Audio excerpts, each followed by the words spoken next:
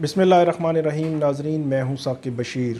ناظرین، آج ہم بات کریں گے اسلام آباد ہائی کورٹ میں چیئرمین پی ٹی وی نعیم بخاری کی جو تقرری تھی اس کو چیلنج کیا گیا تھا۔ آج اس کی سماعت ہوئی۔ اس کی سماعت کا احوال آپ کے سامنے میں رکھ چکا ہوں۔ ابھی تھوڑی ہی دیر پہلے چیف جسٹس اطہر من اللہ کی جانب سے تحریری حکم نامہ جو جاری کیا گیا ہے اس کے مدرجات میں آپ کے سامنے رکھوں گا۔ تقریباً 7 پوائنٹس ہیں، اس میں 7 صفحات کا یہ جو حکم ہے، بڑے اہم نوعیت کے جو پوائنٹس ہیں اور نکات ہیں وہ عدالت نے اٹھائے ہیں، جن کو فل کرنا ہے فیڈرل گورنمنٹ نے، اور بال جو ہے اب وزیر اعظم اور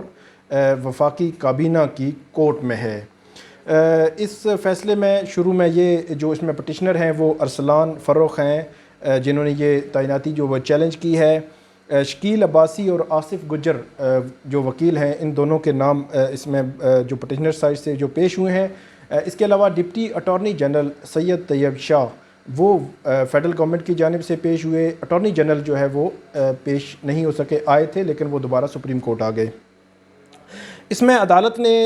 جو نعیم بخاری کی جانب سے آج جب جو وزارت اطلاعات و نشریات کے جو افسر تھے وہ پیش ہوئے تو انہوں نے عدالت کو بتایا کہ نعیم بخاری کسی قسم کی کوئی سہولت نہیں لے رہے، نہ وہ اس میں کوئی سیلری لے رہے ہیں، نہ ان کا جو آفس کا کوئی خرچہ ہے، نہ چائے پانی، اس حد تک جو ہے وہ ساری چیزیں خود جو ہے وہ برداشت کر رہے ہیں۔ تو جب یہ عدالت کو بتایا گیا تھا تو اس کو عدالت نے اپنے تحریری حکم کا حصہ بھی بنایا اور یہ کہا ہے کہ یہ بہت اچھی بات ہے، اور اس کو اکنالج کیا ہے عدالت نے کہ وہ بغیر سیلری کے یہ جو ہے یہ انہوں نے پوزیشن لی ہے۔ لیکن ساتھ ہی یہ لکھا ہے کہ اس کے باوجود جو قانون ہے اس کو نظر انداز نہیں کیا جا سکتا، خاص طور پر جو سپریم کورٹ آف پاکستان کا عطاء اللہ قاسمی کیس میں جو فیصلہ ہے اس کو نظر انداز نہیں کیا جا سکتا۔ چیئرمین کی تعیناتی سے متعلق سپریم کورٹ نے جو چیف جسٹس نے لکھا ہے کہ سپریم کورٹ نے بڑی واضح جو ہدایات اور پیرامیٹرز طے کیے ہیں، اور جو پیرامیٹرز طے کیے گئے ہیں اس کو نظر انداز اس لیے بھی نہیں کر سکتے کیونکہ وہ بائنڈنگ ہیں ہائی کورٹ پر بھی، اور اس سے باہر ہم جو ہے وہ نہیں جا سکتے۔ ان تمام کو بھی عدالت نے یہاں پہ ریپروڈیوس بھی کر دیا ہے۔ 10 قسم کی یہ چیزیں ہیں وہ میں آپ کے سامنے رکھ دیتا ہوں جو آج کے حکم نامے میں ذکر کی گئی ہیں۔ پہلا یہ ہے کہ جتنی بھی شرائط ہیں رولز کے تحت وہ ان پر پورا اترنا ضروری ہے۔ جو بھی تعیناتی کی جائے گی بطور ڈائریکٹر کسی تعیناتی کی جائے گی اس پر شرائط پر پورا اترنا ضروری ہے۔ اس کے علاوہ جو پیرامیٹرز جو ہیں ان میں ذکر کیے گئے ہیں ان کو بھی مد نظر رکھنا ضروری ہے، اور جو کمپنی رولز ہیں 2013 اس کا بھی عدالت نے حوالہ دیا ہے کہ اس میں جو جتنی بھی مدرجات اور نکات جو طے کیے گئے ہیں ان کے مطابق یہ تعیناتی ہوگی۔ ٹرانسپیرنسی اس میں میرٹ اور فیئرنیس یہ کسی بھی ڈائریکٹرز کو طے کرتے اور ڈائریکٹر کو تعینات کرتے وقت ان کو مد نظر رکھنا ضروری ہے، اور پری ڈٹرمن کوئی ایسا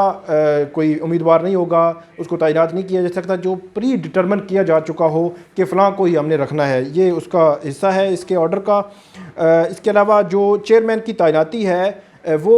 فیڈرل گورنمنٹ نہیں کر سکتی، جو رولز میں لکھا ہے کہ جو ڈائریکٹرز ہیں متعلقہ وہی اس کی تعیناتی کریں گے، اسی کے تحت یہ تعیناتی ہو سکتی ہے۔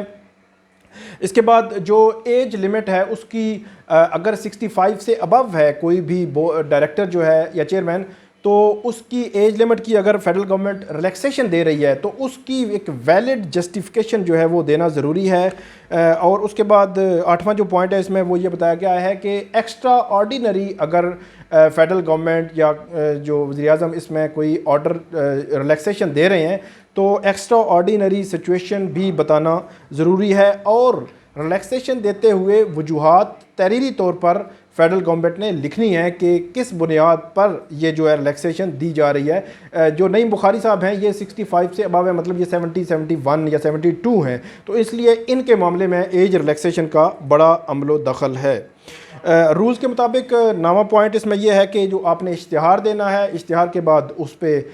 جو اپلیکیشن جو مانگی جائیں گی اس کے بعد اس کو آپ نے شارٹ لسٹ کرنا ہے، دین انٹرویو، اور جب پروسیس جو ہے اس میں سارا وہ اس کو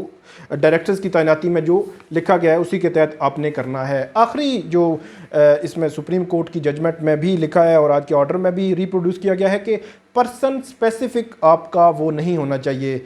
جو آپ کی ایڈورٹیزمنٹ ہے یا آپ کا جو آپ نے جو تعیناتی کرنی ہے وہ اس طرح نہیں ہونی چاہیے، آپ کا پورا پروسیس فالو کرنا ہے۔ اب آتے ہیں کہ نیکسٹ پوائنٹس کیا ہیں اس میں۔ عدالت نے جو بتایا کہ تیسرے پوائنٹ میں عدالت نے یہ کہا ہے کہ مظہر علی میمن جو وزارت اطلاعات و نشریات کے افسر تھے وہ عدالت کے سامنے پیش ہوئے، انہوں نے 2 سمریز کا ذکر بھی کیا اور ان کی کاپیز بھی عدالت کو پیش کی۔ اب آگے عدالت نے یہ بیوروکریسی پہ یہ ڈالا ہے، یہ اس کے حوالے سے لکھا ہے کہ عدالت کے سامنے یہ معاملہ آیا ہے کہ جتنا بھی پروسیس کیا گیا سمریز کی انیشیٹ کرنے میں، اس میں جو سپریم کورٹ آف پاکستان کا جو فیصلہ ہے عطاء اللہ قاسمی کیس کا، اس کو مد نظر نہیں رکھا گیا یا اس کو جان بوجھ کر اگنور کیا گیا۔ اور دوسرا پوائنٹ اس میں جو چوتھا پوائنٹ یہ دیا گیا ہے کہ ایج کی جو ریلیکسیشن ہے اس کی کوئی وجہ بیان نہیں کی گئی۔ مطلب اس کا کہنے کا یہ ہے کہ نیکسٹ جب آپ ایج کی ریلیکسیشن دینا چاہیں تو آپ کو ویلڈ وجہ دینی ہوگی کہ ایکسٹرا آرڈینری آپ یہ کیوں سٹیپ لے رہے ہیں۔ اس کے علاوہ عدالت نے ایک اور چیز لکھی ہے، وہ بڑی امپورٹنٹ ہے، نعیم بخاری صاحب کے ساتھ دوسرے ڈائریکٹرز کی تعیناتی میں بھی عدالت نے یہ آبزرو کر دیا ہے کہ ان میں بھی پروسیس فالو نہیں کیا گیا۔ تو آنے والے دنوں میں یہ امپورٹنٹ ہوگا کہ نعیم بخاری صاحب تو چلیں، ان کا معاملہ تو چل ہی رہا ہے، لیکن دوسرے ڈائریکٹرز پر بھی کوئی حرف آ سکتا ہے قانون کی نظر میں، یہ عدالت نے کہا ہے۔ آگے اس کے بعد عدالت نے یہ کہا ہے کہ وزیراعظم عمران خان اور ان کی جو کابینہ ہے، ان کے سامنے جو سمری جائے گی اس میں آپ یہ واضح بتائیں ان کو کہ سپریم کورٹ کا فیصلہ کیا ہے، اس کے حوالے سے ان کو علم ہونا ضروری ہے۔ پانچویں پوائنٹ میں عدالت یہ کہتی ہے کہ مناسب جو فیصلہ ہے، اب فیڈرل کیبنٹ کو ہم یہ بھیج رہے ہیں معاملہ، تو ہم یہ توقع کرتے ہیں فیڈرل کیبنٹ سے کہ وہ اس سے متعلق کوئی بڑا مناسب فیصلہ کریں گے، اور جو رولز ہیں 2013 کے کمپنیز رولز ان کو مد نظر رکھیں گے، سپریم کورٹ کا جو فیصلہ ہے ڈائریکٹرز کی تعیناتی میں ان کو بھی مد نظر رکھیں گے، اور چیئرمین کی جو تعیناتی ہے اس کا بھی ایک طریقہ کار طے کیا گیا ہے، اس کو بھی مد نظر رکھیں گے۔ آخر میں عدالت نے یہ کہا ہے کہ جو اپنا عطاء اللہ قاسمی کیس ہے اس کے مطابق جو نعیم بخاری صاحب کی جو تعیناتی ہے، جو تقرری ہے، یہ رولز کی وائلیشن ہے، قانون کی خلاف ورزی ہے، لیکن اس کے باوجود ہم اس معاملے میں ریسٹرینٹ کا مظاہرہ کر رہے ہیں، عدالت تحمل کا مظاہرہ کر رہی ہے، اور یہ معاملہ جو ہے فیڈرل کیبنٹ کو بھیج رہی ہے، لیکن یہ فیڈرل کیبنٹ اس معاملے کو دیکھے گی،